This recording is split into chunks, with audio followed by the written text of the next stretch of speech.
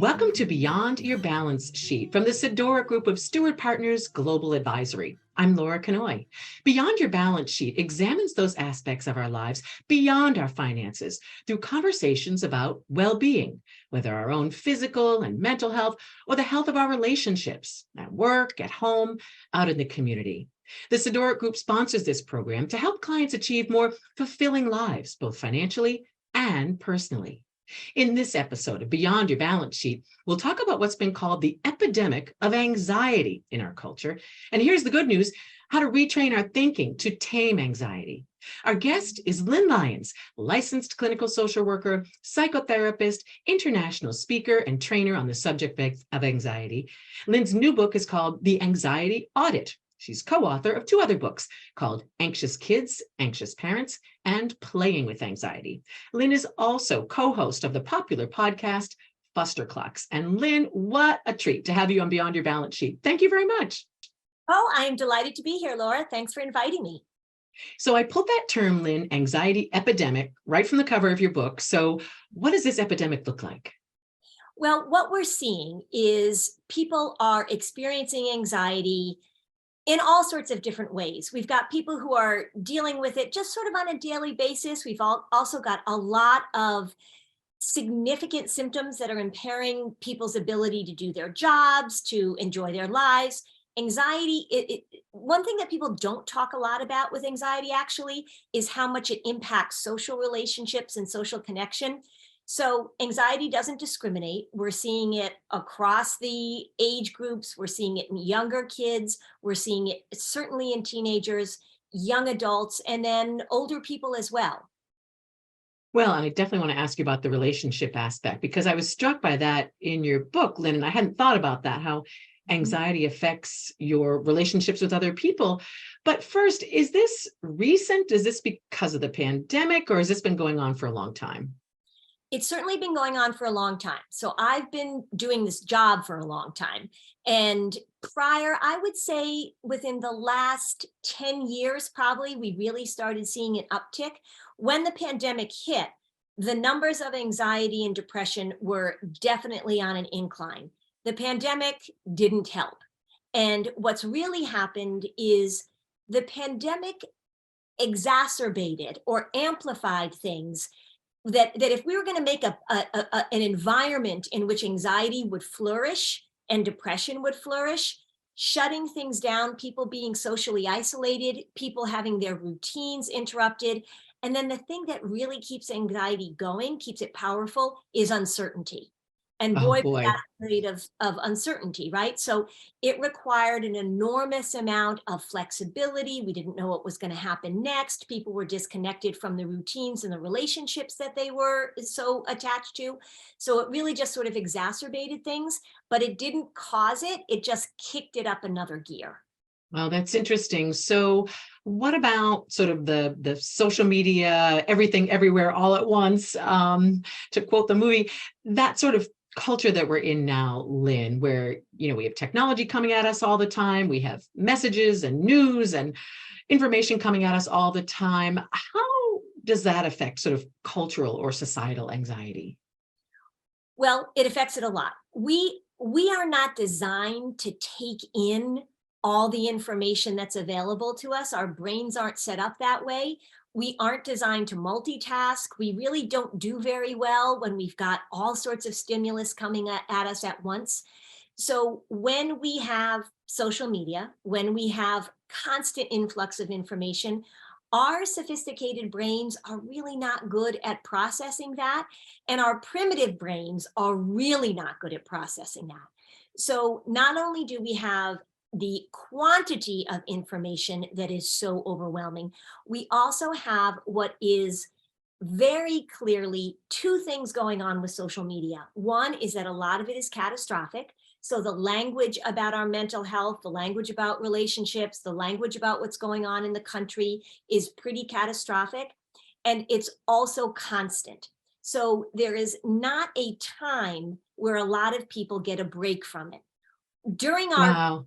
during our downtime, during our free time, right? So if you're, if you're commuting and you're on a subway, if you're at the doctor's office and you're waiting to be called back for your appointment, you are constantly getting this influx of information.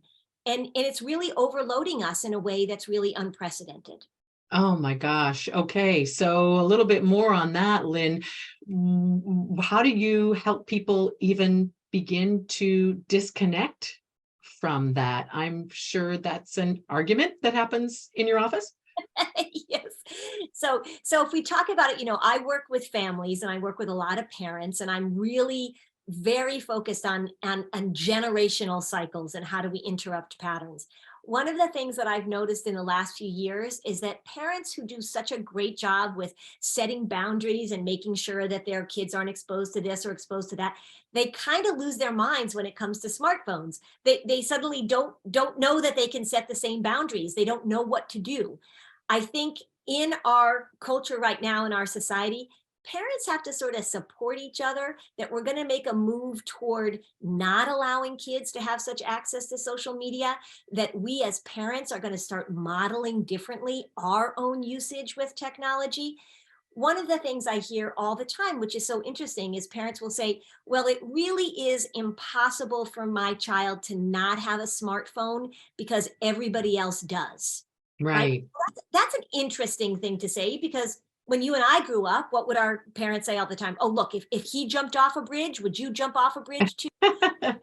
So parents are really susceptible to the parental peer pressure of having their kids doing too much, exposed to too much, taking on too much information. It really has to be sort of a shift in parental support so that we back off of this with kids. So a little more on just defining anxiety, Lynn, and then I really want to get into the good news, which is you've got practical ways that people can sort of be mindful and tame their anxiety a little bit. But Yeah. what's the difference between situational anxiety? I have a presentation, or I have a confrontation, or I have a scary doctor's appointment, versus low level, always bubbling, always simmering anxiety. Yeah. So when you say situational anxiety, what you're saying is that the response to the situation is in keeping with what you're dealing with, right? It's So appropriate. it's appropriate, right? We would say, the two words I say, I can't do my job without the two words, of course. Of course you feel anxious. I was just talking to a college, a soon to be college freshman who had to audition to get into this music program. And I was asking him how he felt. So nervous. Of course, the stakes were high. When anxiety becomes a problem, what we have is a misfit between the problem and our response. So David Barlow, who's retired now, but he ran Boston University Center for Anxiety and Related Disorders, he has a definition that I love. He says anxiety, as we see it as a problem, is an overestimation of the problem and an underestimation of your resources to deal with it. So when we get that skewed, and I do this with my hands all the time, when we get that skewed ability to step forward, this is when we get catastrophic about things. This is when we lose track of our problem solving abilities. We always want to sort of be doing this. We want to say, okay, so this is a problem, but how do I bring my problem solving up to it? When people are in that chronic state of worry, of fretting, they're usually like this. So they're presented with an issue, they go big with the issue, and they lose track of their skills to be able to manage it. And that's when we talk about it being diagnosable. It's getting in the way of what you want to do and what you need to do versus having it show up, because absolutely you're going to feel nervous during an audition or during a confrontation or an awkward situation, for sure. So it seems to me the low level, always simmering anxiety is probably more harmful, Lynn. The big picture anxiety is of course, you're going to be anxious before a big audition. Correct. Yeah. Our brains are set up to have that fight or flight response very infrequently, but very powerfully. It keeps us alive. So we have this system in our brains and our bodies designed to set us off when here comes a big issue. An anxiety disorder is that this system that's designed to keep us alive is hijacked consistently by our interpretation of events, by our brain's replaying of events. So if you've got post-trauma stuff going on, and then it just becomes this chronic, like you say, this chronic simmering thing where your body is kind of juiced up all the time in a way that our brains and our bodies are not designed to be. That's why it wears Wow. down, and that's why people get chronic physical symptoms from anxiety. It's one of the ways I describe it is like sitting in your driveway with your foot on the brake and the gas at the same time. So you're Mm. your engine, but you're not really going anywhere. Oh my gosh. Well, I'm just thinking about the way we're bombarded with negative messages, as you said earlier. So that Mm. can't be good. But the good news is in the anxiety audit, you do have some methods for people to just think about, just be a little bit more mindful about if they do want to sort of put their arms around their anxiety and Yep. tame it a little bit. But before we get to that, Lynn, I want to ask you about some of the reactions that you've received when you go out and you speak about these methods. You speak about, hey, if you struggle with anxiety, you can manage it by trying some of these techniques. You write that you've received some strong pushback from certain audiences I when you do. suggest that they can take steps to manage this. So who is not liking that message, Lynn, and what's going on there? Young people are not liking this message. Young people. So high school students, college students. One of the things that I have really come up against in the last few years, prior to the pandemic and certainly after the pandemic, is that when I say there are things that you do, and it goes for depression too, right? There are things that you do that make you more anxious, and there are things that you do that make you feel less anxious. There are things that you do that make your mood worse, and there are things that you do that make your mood better. This is not at all to say that if you're anxious, it's your fault, or if you're depressed, it's your fault. But it is important to say to people, we have to look at the way we're living our lives, the choices you're making, what you are exposing yourself to. And your job is to learn about your operating system, figure out what works and figure out what doesn't work, and then take responsibility for shifting those things. When I give that message, I get a lot of pushback. There's a lot of, unfortunately, right now, a lot of the mental health messaging that's out there actually is pretty counterproductive because it's resulting in young people in particular really seeing this as a permanent identity. So I have anxiety, which means that I can't do these things, or I have depression, which means that I can't do these things. Treatment for anxiety and depression is all about doing things. And so the more that we say to kids, you have this disability, you have this disease, you have this diagnosis, and we need to make sure that you're certain and comfortable all the time, that's what I call doing the disorder. And when I talk about this active approach, and when I talk about this not blame, but responsibility, young people are not liking that message.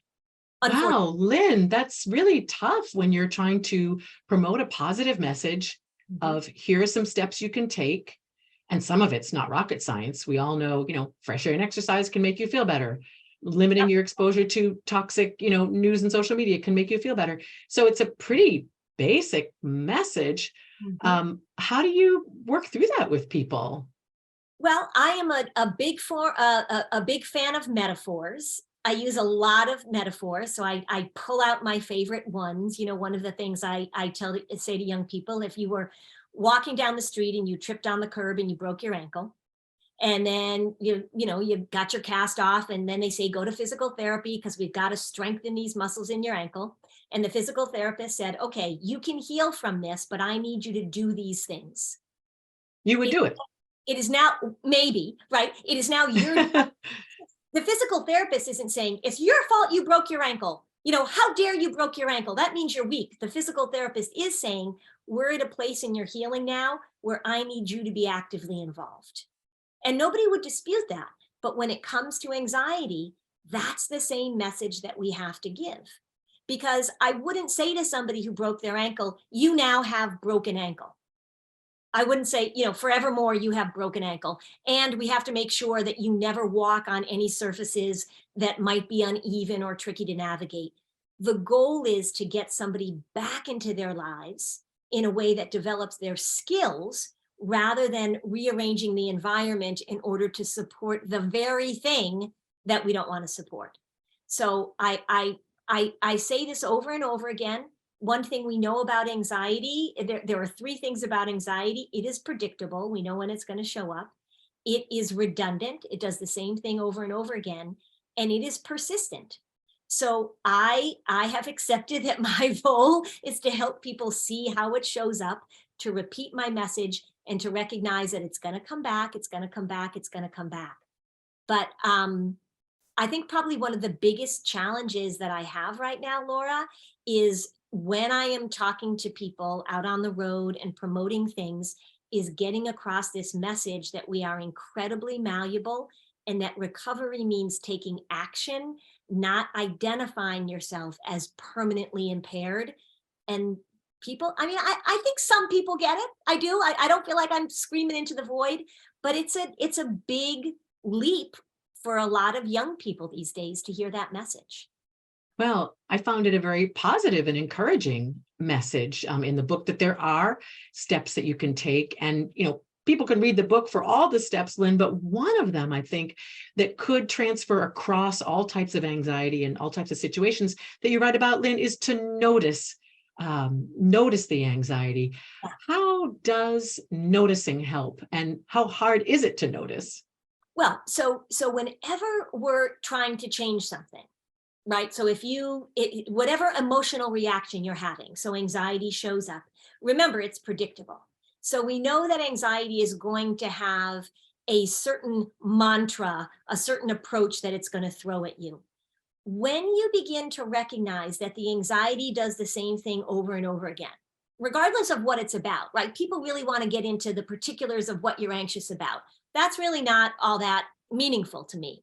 When we recognize what anxiety does, how it shows up, what's the message that it says, and then we get some distance from it, being able to observe the pattern of your thinking absolutely diffuses it. Say you had a relative that you knew was consistently critical, right? Whenever you went to go visit your Aunt Sally was going to point out something about you that she feels like. She doesn't like your hair color. She doesn't like your shoes. She doesn't like the way you're raising your kids. Your dog is ill-behaved, whatever. If you get pulled in every time to the content of what Aunt Sally is saying, if you internalize that, if you believe, if you take in, if you absorb Aunt Sally's constant criticism, you are now being held hostage by Aunt Sally. But if you go into your visit with Aunt Sally and you say, you know what, I can totally predict, and I'm even going to enjoy noticing how creative Aunt Sally is in her criticism of me. I'm going to create some distance. I'm going to recognize what Aunt Sally does rather than buy into what Aunt Sally says. That distance is incredibly helpful. And this is why mindfulness works. This is why Buddhism works, is because anytime we create that distance, we are giving ourselves that space of observation, which is the opposite. The anxiety wants to hijack your system. We create space. It allows you to step forward in a much more empowered way. Wow. Well, I'm sure many people in our audience will be able to relate to that Aunt Sally analogy you gave, Lynn. I'm trying so hard not to first start laughing because we've all been in those situations. Just a couple last questions for you. And we talked about this a little earlier. You say, Lynn, that anxiety disconnects us from our most important, cherished human relationships, that prevent us from having authentic human connection. And I hadn't thought about that until I read the book. So give us a little more there, Lynn, please. Well, both anxiety and depression are referred to as internalizing disorders. And what we mean by that is that the work of the anxiety, the work of the depression happens on the inside. We think that it's based, and it can certainly be based on things that happen on the outside, like people get depressed if you lose your job, or if if you're having a particular struggle. People get anxious based on the fact that they have to give a presentation. But when it becomes a disorder, is based on the conversations that you have on the inside. Anxiety pulls you in. So I often say to people, look, you're walking into this situation. Say you're socially anxious, you're walking into this situation. The goal is to connect with the people that are there. And what's happening instead is you and your anxiety are having a meeting on the inside. Anxiety does not care whether or not you connect. I say this to families all the time. Anxiety doesn't care whether or not you go for that job interview. It doesn't care whether or not your kid gets his driver's license. It doesn't care whether or not you fall in love. It doesn't care whether or not you go on vacation. It doesn't care. It doesn't care, because its goal is to take you inside and catastrophize, to show you the movie with the bad outcome. So the more that you are engaged with your anxiety, the more that you are engaged with your depressed mood, the less engaged you are with people outside of yourself. Yeah, it cuts you off from other people. That's Wow. really interesting. Last question for you, Lynn. You've been doing this work for a long, long time. Workshops, books, individual clients, writing, speaking, traveling all over the country and all over the world talking about anxiety. But still, as you said earlier, it's only rising in our culture. What gives you hope, Lynn, that we might actually turn this around? Well, one thing is that we're talking about it more. I sometimes wish we were talking about it a little bit differently, but I'll just keep banging that drum. But I do think it's great that it's something that we can talk about. People are sharing their stories. We hear NFL players talking about it and movie stars talking about it. Parents being able to talk about it with their kids as something that's been in their family for generations. So that gives me hope that we're talking about it in a different way. The way that I keep my hope, actually, because you're right, I go to a lot of places, I can get overwhelmed by the macro.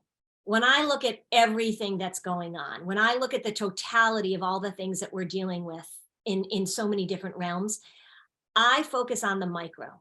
So the thing that keeps me hopeful is that I still have the opportunity to have conversations and therapy sessions and email exchanges and podcast episodes that I know are shifting somebody's life.